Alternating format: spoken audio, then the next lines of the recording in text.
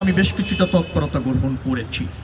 তবে আমরা সবাই জ্ঞাত যে আইন শৃঙ্খলা রক্ষাকারী বাহিনীর পর্যাপ্ততা অথবা ধরেন মানসিক যেটাকে বলা হয় শক্তির কিছুটা ঘাটতি আছে। তারা কোনো কোনো জায়গায় দায়িত্বহীনতার পরিচয় দিচ্ছে, ইচ্ছাকৃত দিচ্ছে আমি তা বলছি না, সিচুয়েশনটা তারা ওইভাবে হয়তো হ্যান্ডেল করতে পারছে না। আবার আপনি যেটা বললেন যারা অল্প বয়সী তরুণ তরুণী যেভাবে ওখানে আড্ডা দেয় অথবা সময় কাটায়, সেটা ঠিক আছে, পরিবেশ নষ্ট করে, কিন্তু ব্যক্তি উদ্যোগে গিয়ে সেটা নিবৃত্ত করা হতো বেশি জটিল, সেটাও আরেকজনের স্বাধীনতার উপর হস্তক্ষেপ হয়ে যায়।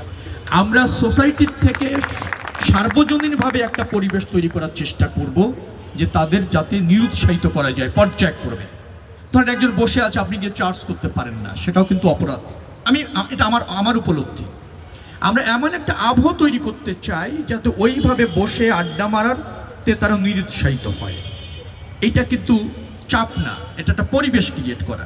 ডেফিনেটলি এখন আমি একজন রাজনীতিক মাত্র, আপনাদের সমর্থন পেয়ে যদি আপনাদের প্রতিনিধিত্ব করার সুযোগ আমার হয়, ধানমন্ডি সোসাইটি, ধানমন্ডির প্রতিষ্ঠিত জন যারা সমাজকে এবং রাষ্ট্রকে দেওয়া